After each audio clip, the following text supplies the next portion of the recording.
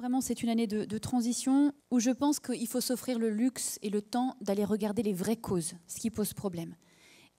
Et d'essayer de regarder différemment les choses. Quand un enfant a un comportement qui est gênant, il est gênant de notre point de vue. C'est le jugement que l'on porte là-dessus. D'abord, se poser la question pourquoi il fait ça. Avant de, bien sûr, assurer le calme, remettre l'enfant dans une activité constructive, etc., bien sûr, mais ne passons pas à côté de tous ces messages qui nous sont donnés, complètement inconsciemment, mais c'est notre travail. C'est ça qu'il faut regarder bien avant d'aller faire des mathématiques ou je ne sais quoi. C'est ça, notre responsabilité, elle est là. Qu'est-ce qui, dans l'environnement, génère des comportements désordonnés, nerveux, inadaptés chez les enfants?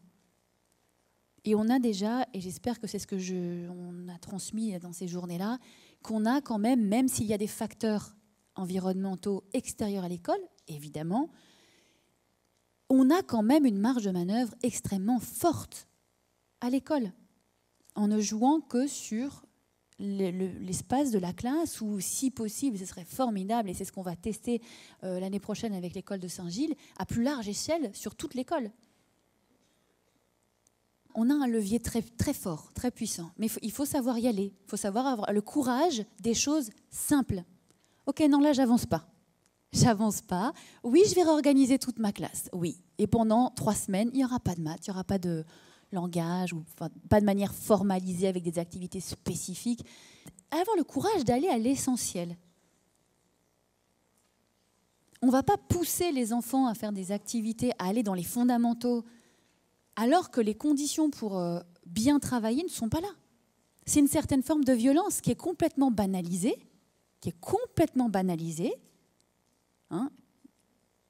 qui s'appelle école. Mais on peut ne pas accepter ça. On peut, de manière complètement, avec délicatesse et douceur, dire bon, je demande juste 3 semaines là, pour revoir toute ma classe. Pour les enfants. Et après, les apprentissages, ça file. Parce que l'essentiel est là. Donc, percevoir les comportements des enfants, mais tous les comportements des enfants, comme des révélateurs. Entendez bien ce que je vous dis là, j'ai pas de baguette magique là, à mettre là, mais c'est une clé là que je vous donne. Et c'est pas évident parce qu'il faut changer de regard, il faut changer de lunettes là. Tout ce que fait un enfant est d'abord un révélateur, un indicateur, un symptôme de quelque chose. C'est pas le problème, parce que nous c'est comme ça qu'on voit ça aujourd'hui. Il m'embête, c'est gênant. C'est le problème. Non, le problème, c'est pas ça. Ça, c'est le symptôme. Maintenant, on va aller chercher le problème. Mais libérons la charge sur les épaules des enfants. C'est pas eux le problème. Pour cette année de transition, on peut s'aider des enfants. De dire, toi, tu connais ça. Tu as la responsabilité maintenant de le transmettre aussi. C'est fort ce qu'on induit chez les enfants quand on leur dit ça. Et ils le font. Certains avec plus de plaisir que d'autres qui n'en sont peut-être pas encore là. Mais en tout cas, il y a quelque chose qui infuse. Ils entendent ça. Cette petite fille-là, Kautar, elle adore ça. Donc Kunti est dans la classe avec cette petite fille et d'autres enfants. Et la petite était derrière. Elle voulait absolument apprendre les gestes que Kunti faisait pour apprendre aux autres enfants, quoi. Alors, ils ne sont pas tous comme ça, mais en tout cas, quand ça se présente, Kunti, c'est ce que tu as fait, je crois, de ce qu'on m'a raconté.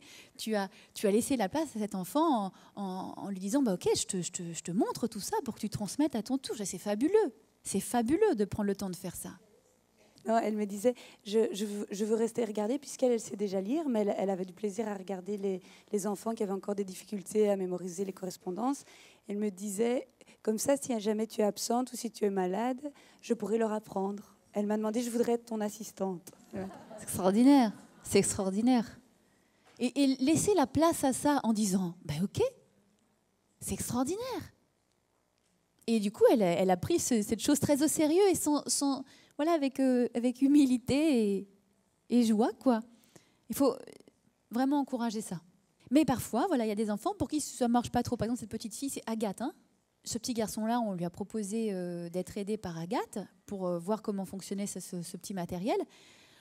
Alors, elle l'a fait pour faire plaisir, mais alors c'est-à-dire qu'elle l'a fait très vite, elle n'a pas regardé l'enfant dans les yeux, elle a fait tout ce qu'il y avait à faire, et puis, du coup, l'autre n'a pas compris en face, c'est Salman. Hein. Salman n'a pas compris ce qui se passait, n'a pas été capable ensuite de reproduire, et la petite ensuite est partie, voilà, elle avait fait son job, et voilà, ça ne l'intéressait pas. Et c'est OK. Mais je voudrais vous parler de ce petit garçon, parce que ça a été vraiment un très bon moment, encore un cadeau qui a été fait là, mais on aurait pu passer complètement à côté. C'est-à-dire que ce petit garçon-là, moi, je le connais pas vraiment, parce qu'effectivement, ça fait peu de temps que les classes ont été fusionnées, et moi, je passais beaucoup de temps dans la classe de Vania, surtout avant. Et maintenant, et ce petit garçon était dans la classe, l'effectif classe de Vanessa. Et donc, quand je filmais, je n'avais jamais eu vraiment interaction avec lui, je ne le connaissais pas. Et puis j'étais juste à côté de lui, puis je pose la caméra, et puis je le vois avec l'activité en train de... Donc c'est une activité qui s'appelle Animal Creator. Ce sont des petits morceaux, des pièces de bois avec des vis en bois, et les enfants ont un plan à construire avec, vous voyez, différents types d'animaux. Et en dessous, il y a le plan de construction. Et je le vois avec un autre enfant en train de mettre, vous savez, ses doigts dans les trous des petites pièces de bois, en train de faire n'importe quoi. Voilà. Je l'invite à faire l'activité. Et je vois, il me dit, il me regarde très fuyant, il ne me regardait pas vraiment dans les yeux. Il me dit non. Vous savez, vraiment, c'est le genre d'enfant, on n'a pas envie d'aller vers lui. Non, mais il faut se dire les choses. On n'a pas envie, il n'y a pas de regard. On voit que il y a quelque chose, il y a une fuite, on ne comprend pas trop ce qui se passe. Et voilà, le premier réflexe que j'ai eu, c'était de reprendre ma caméra. Je ne l'ai pas fait, hein, mais c'est vraiment l'élan que j'ai eu, de reprendre la caméra et puis partir aller filmer ailleurs. Et je me suis dit non, c'est à moi de faire l'effort et d'aller voir ce qui se passe quand même. Donc je lui repropose, je lui dis mais est-ce que tu veux peut-être qu'un autre enfant te montre, etc. Et donc c'est là qu'il s'est passé ça. Donc il a dit un oui timide, bon, enfin c'était pas tout à fait ça encore. Et puis je suis restée pour voir ce qui se passe quand on fait des choses qu'on fait pas d'habitude. Et donc je me suis posée là, j'ai filmé, et la petite fille donc lui a montré, il s'est passé ce que je vous ai raconté. Il n'avait pas plus compris, donc il recommençait à faire un petit peu des choses qui n'avaient pas de sens. Et je lui ai dit, mais est-ce que tu veux, je crois que je lui ai proposé de le faire avec moi. Et il m'a dit non encore, mais j'ai senti, et alors ça, je ne peux pas expliquer comment ça se produit, je pense que c'est quand on est vraiment dans une vraie écoute avec un enfant. Il m'a dit non, mais c'était un non qui voulait dire, en fait, je ne sais pas faire, je ne vais pas y arriver. Moi, cet enfant, tu ne m'en avais jamais parlé, je ne savais pas ça. Il s'est trouvé que c'est le cas, il n'ose pas se lancer dans des activités. Ça aurait pu être un non de non, ça ne l'intéresse vraiment pas. Mais j'ai senti, parce que j'étais en pleine disponibilité, que c'était un non de en fait, je ne suis pas capable, non. Et je lui ai dit, mais si. Donc là, c'est un pari, parce que je peux me tromper, hein, mais c'est en faisant ça régulièrement et en se trompant qu'on se trompe de moins en moins, en ressentant la relation avec l'enfant. Et donc je finis par dire, mais si, regarde, tu sais, tu vas y arriver. Et on va le faire avec toi. Et là, j'ai demandé à Vanessa de venir montrer à Salman. Et donc là, c'est la tête qu'il a fait quand Vanessa s'est assise à côté de lui. Déjà. Premier message. OK. Donc c'est juste. Elle s'assoit à côté de lui et puis elle lui montre comment faire. Elle prend le temps.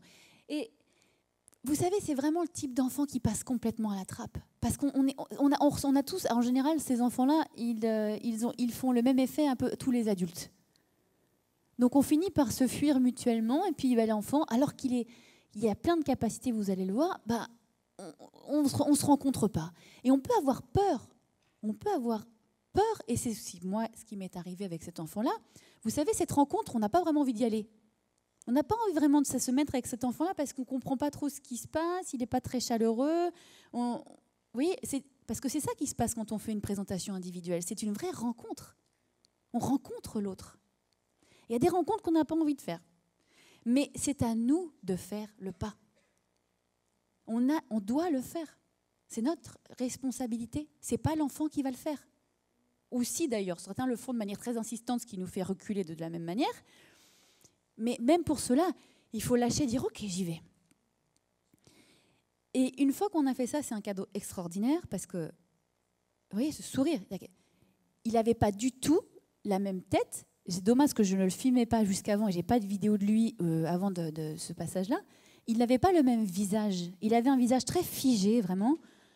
Et mais pourtant, en faisant l'effort d'y aller, en disant « mais bien sûr que oui, tu vas y arriver, et bien sûr que oui, on va rester avec toi jusqu'au bout », eh bien, regardez, transformation. Donc Vanessa qui reste avec lui, après, qui lui montre comment, qui continue.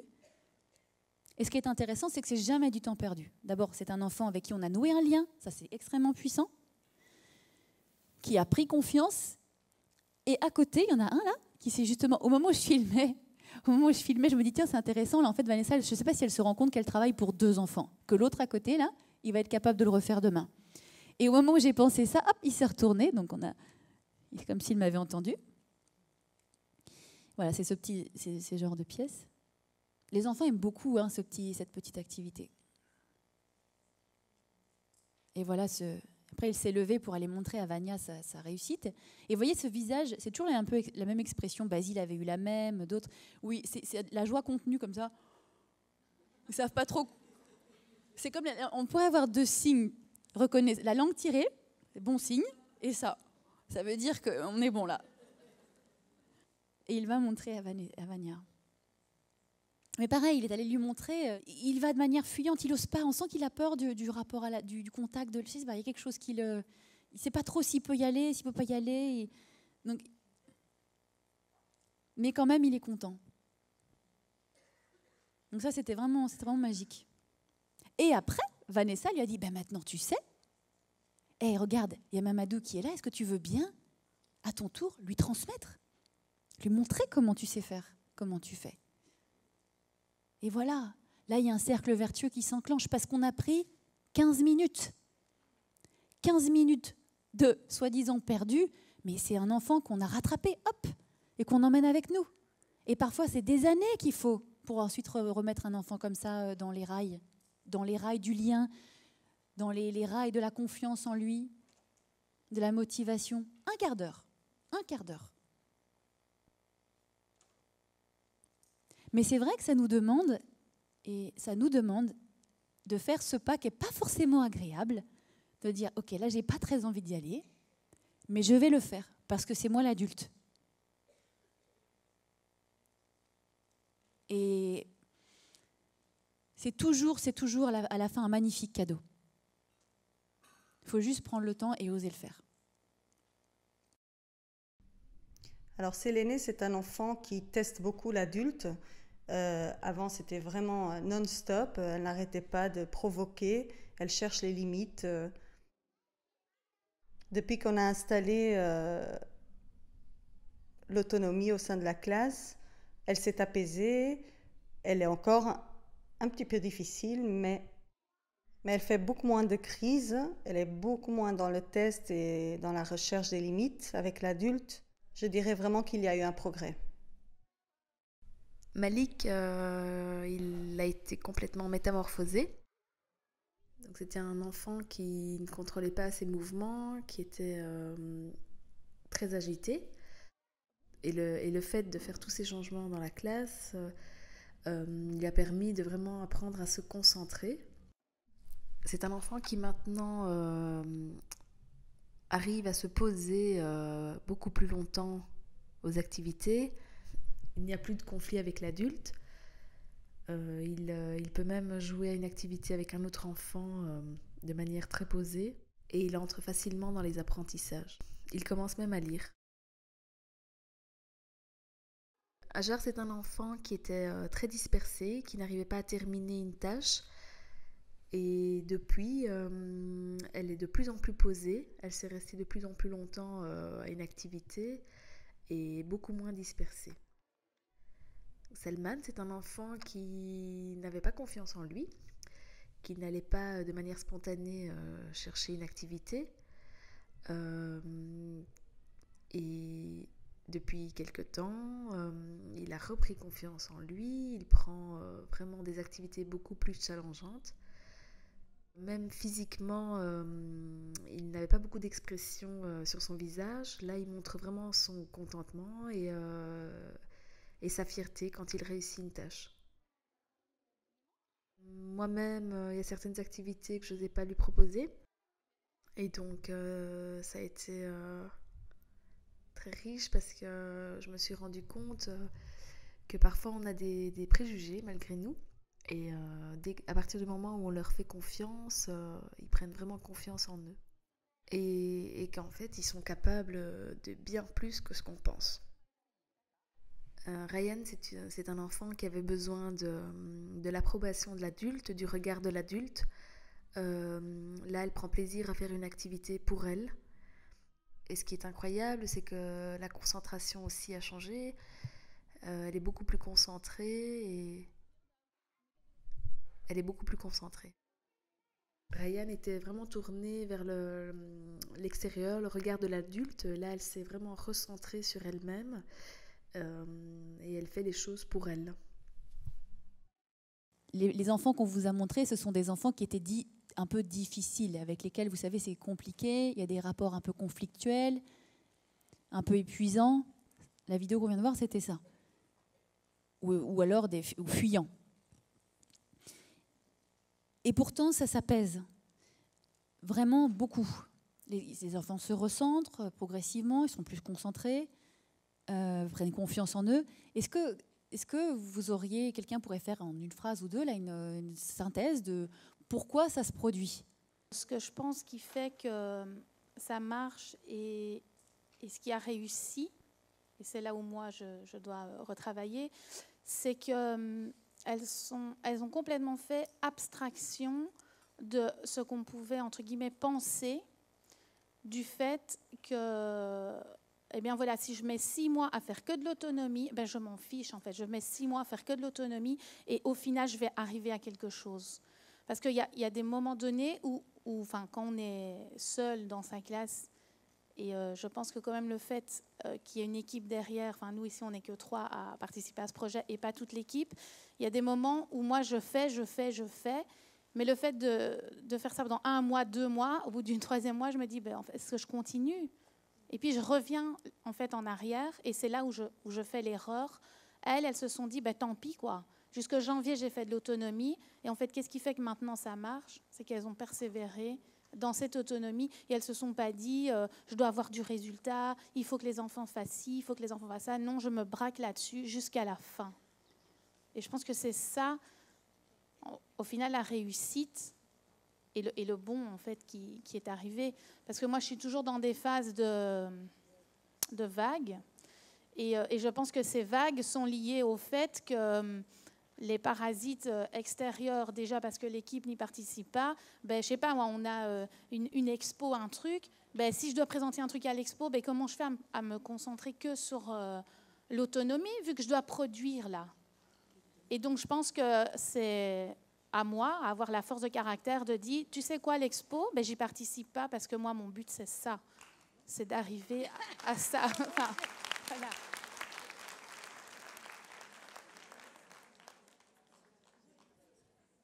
Encore une fois, réussir à se dire, parce que quand tu fais le choix de dire, tu sais quoi, l'expo, là, en fait, non. Le choix, c'est qu'est-ce qui, là, va être le plus utile aux enfants? Pas à l'image de l'école, pas à l'image de l'équipe ou de la classe. Qu'est-ce qui, là, pour les enfants de la classe, est utile et nécessaire? Et c'est ça qui doit guider nos choix, et seulement ça. Et c'est sûr que ça demande un sacré courage et la détermination. Mais c'est une des clés, oui. Bonjour. Voilà, il y a d'abord tout ce que tu as exprimé, tout ce qu'elles ont mis en place sur le plan de l'espace, de l'épuration, de la sécurité finalement affective que ça instaure. Ce qui est frappant, c'est que le fait d'épurer, le fait qu'il n'y ait pas une surcharge de jeu à proposer, du coup l'enfant n'est vraiment plus du tout dans faire pour faire, dans l'occupationnel, mais quand il doit faire un choix parmi ces jeux épurés, du coup il a une attitude de beaucoup plus grande conscience de ce qu'il est occupé à faire. D'autre part, il y a l'adulte qui est là, accompagnant l'enfant dans ce qu'il fait, qui met des mots sur son action. Donc, ça renforce la prise de conscience de l'enfant de sa progression, de ce qu'il est occupé à faire.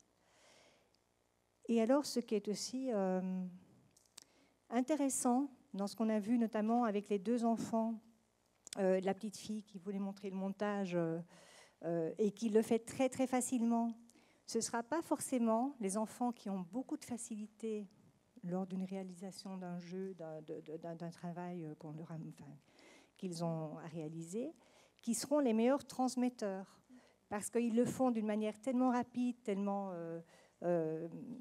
automatique, qu'ils ne vont pas forcément penser à transmettre éventuellement les étapes par lesquelles eux-mêmes ont dû passer parce qu'ils ont vraiment éprouvé des difficultés à l'autre. Donc, c'est vraiment intéressant de voir que, notamment dans l'espace rassemblement, que vous pointez, vous relevez justement des élèves pour lesquels ça a été un vrai défi, et que ce sont chez ces élèves-là que vous proposez, à ces élèves-là que vous proposez de transmettre aux autres s'ils en ont envie. Et ça, je trouve que c'est vraiment, c'est important d'abord pour leur motivation intrinsèque, et d'autre part parce qu'ils seront beaucoup plus à même de transmettre d'une manière intéressante pour leurs camarades, quoi.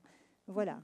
Ce dont tu as parlé au sujet des enfants, donc l'autonomie, etc., les apaisements, en fait, on peut faire complètement le parallélisme dans toute l'équipe maternelle. Et moi, je pense que cette autonomie installée, je l'ai vu aussi s'installer chez les adultes, cet apaisement qui s'est installé chez les enfants, je l'ai d'abord vu chez les adultes. Et moi, je pense que c'est entre autres ça qui a permis l'apaisement des enfants. J'ai l'impression que les instits, aussi bien Vanessa Vania que les autres, se sentent plus en sécurité aussi, du fait d'être à 3. Et donc, ça a des répercussions aussi chez les enfants. J'ai vu des personnes se transformer tout au long de l'année. Des gens aussi, il y a des enfants difficiles, il y a des instits difficiles aussi. Et je les ai vus se transformer aussi, mais d'une manière que je n'aurais jamais imaginée. Donc voilà, ça, c'est tout le changement. Et la contamination, elle ne s'est pas seulement faite au niveau des enfants, mais elle s'est faite au niveau des adultes aussi. Et donc, ça a rendu mon rôle d'autant plus facile que j'ai seulement pu accompagner. En fait, elles m'ont appris mon métier. Cette année, elles m'ont appris un nouveau métier. Voilà. Elles ont... voilà.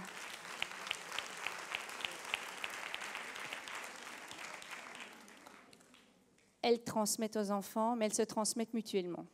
Donc, voilà, je pense que c'est tout un contexte. C'est vrai que tu as été là, présente, mais elles ont beaucoup cherché et elles sont devenues très, très autonomes. Elles ne viennent pas avec des problèmes, elles viennent avec des solutions, non-stop. Voilà, et donc, c'est ça qu'elles transmettent aux enfants. Et c'est aussi bien Léonie, qui est psychomote, Samia, qui est la puéricultrice de l'école, mais bon, voilà, elles n'ont pas des titres bien définis, c'est l'équipe. On a la 3e fusion qui se prépare, qui sera quasiment finie cette semaine avec Minerve et Nathalie. La 4e qui sera faite après les élections pour éviter les déménagements un peu trop récurrents. Mais donc voilà, moi je pense qu'en fait, ce qu'on a vu chez les enfants, ça s'est d'abord opéré chez les adultes et c'est ce qui a permis de l'installer chez les enfants. Donc voilà.